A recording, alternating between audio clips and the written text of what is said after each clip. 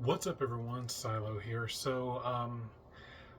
Yeah, I know that some things have been kind of delayed and stuff like that. I still haven't. I'm getting ready to probably start recording some live streaming on Alone in the Dark.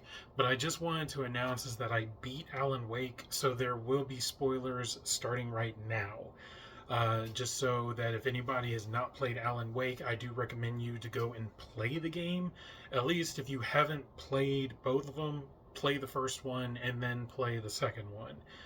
I'm going to go ahead and get into the game of Alan Wake 2. So, in the game, um, it starts off like, with normal type storytelling. I'm not going to go into too much detail in a lot of it and such. There's a lot of clues and mysteries of kind of going through and figuring out certain things, finding items. Um, there was a couple things that I was so confused on that I didn't really know what I needed to do. I ended up getting a screwdriver somewhere along in the game that technically that if you go to your maps, when you find those lock boxes on like light poles and stuff like that, and there's a lock on it and such, you could use the screwdriver to break the lock and open it.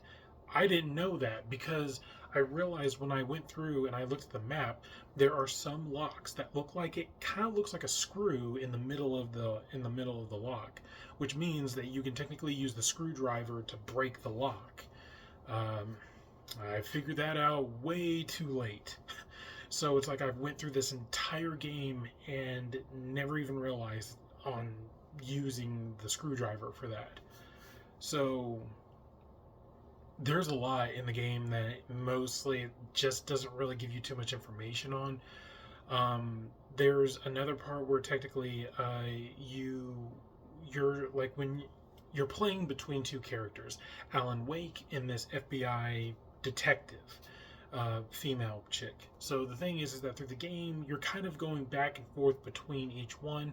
One for writing the book of playing as Alan and trying to find manuscripts and all that other stuff, while playing as the FBI agent of trying to solve puzzles on her. Pretty much like you would think Sherlock Holmes' dream or mind palace is pretty much what she kind of has it as. Also, she's psychic in a way that she has like another type of sense where she can communicate like with the dead or the possessed and stuff like that, or even other types of stuff. There's a lot of things in the game that I could say that it doesn't really give you too much information on.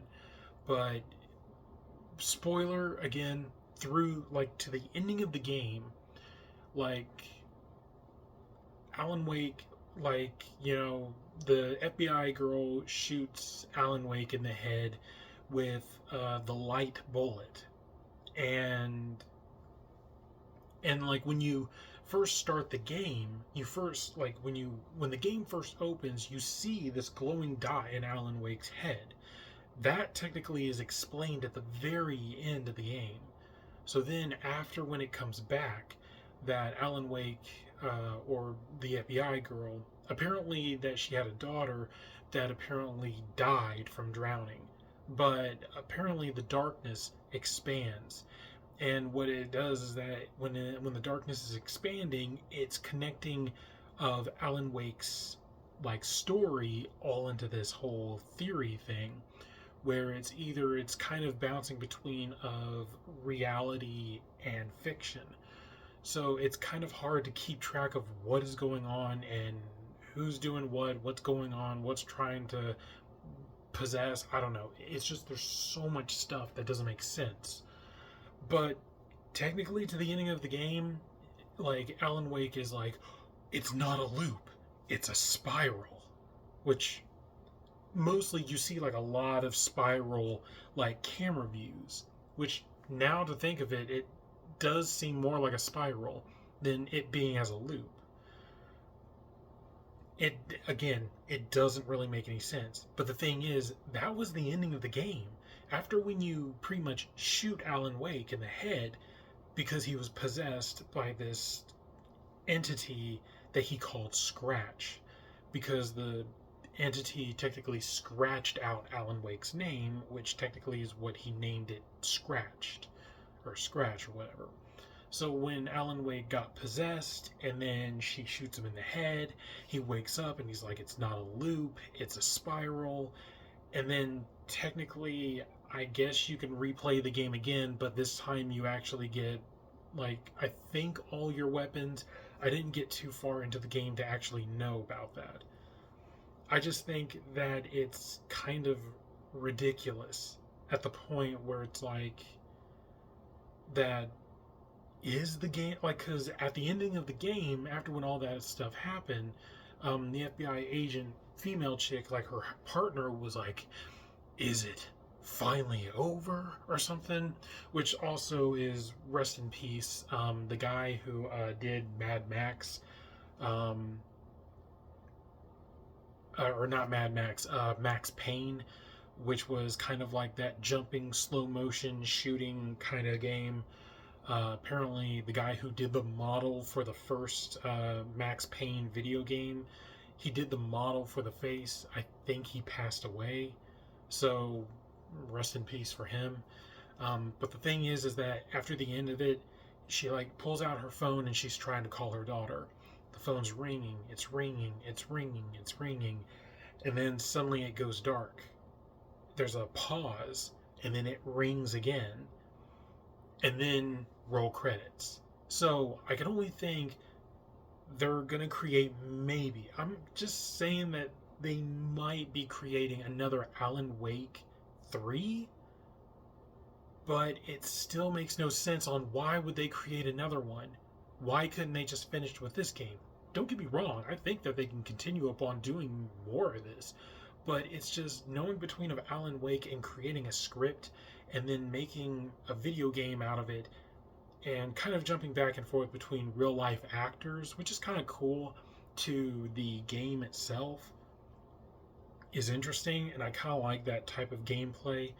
Plus, I like those type of games where it's like when you go back into the game, it's like previously on Alan Wake, which I'm actually surprised, because when I ended up quitting the game for a while and went back into doing it, it started me back from the home page.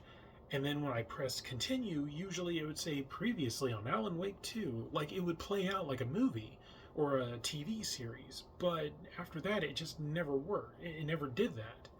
So it's like it kind of just gave up on that part. So that's a bit of a letdown, because I like those movie type things of doing the whole previously type stuff. So, in this game, I think that it actually turned out very well, but the ending doesn't make sense, because even if it's a spiral, that the darkness and the looping still continues. There's no ending to it. So technically, they might have destroyed Scratch, the dark entity, but I don't know. It doesn't make sense. So, anyways, I'm just letting you guys know that I finished Alan Wake 2. When I come back, I might do another kind of like little short open review on The Quarry. But mostly I did kind of stick to this point now, is that if there's any PC video games that I plan on playing that I can actually use OBS and other types of things and stuff on my computer, I will record it that way. But if there's any other type of games that are coming out that I will play on my PlayStation, because I can live stream from my PlayStation onto my YouTube channel, but since technically I know that I might have already discussed this before, but if it's any type of video games on my Xbox, it's mostly just personal playing for me. But if it's just mostly recording wise, I will mostly just be doing that on my PlayStation and my laptop. The thing is that I will not be recording video games from my Xbox, because it's just way too confusing. It's not confusing, it's just difficult of getting my Elgato game capture and my Xbox and everything else working to that point of perspective of just getting everything ready. So anyways, that's pretty much all I got for you guys. I will be continuing up on the Alone in the Dark. That will be the next thing I will be continuing up on playing on my live stream channel, on my YouTube channel. But again, if there's any other type of PC horror or whatever type of video games I could play on my PC or gaming laptop, which also is another thing, is that I might actually be buying a new gaming laptop, because the one that I have is okay. It's a good laptop, but the problem is that the fan is so loud that it technically ruins my recordings, because every time when I'm talking in my microphone, you can hear the fan going off so loudly, and it just kind of affects my recording every time when I talk. So that will be a big change I will probably end up doing in probably here in the next couple of months or so, of getting a new gaming laptop. But I will be selling the one that I have. That's pretty much all I got for you guys today. Thank you guys so much for watching this little Alan Wake Between of What's Going On video, and I'm hoping to see you guys again in the next video. See ya.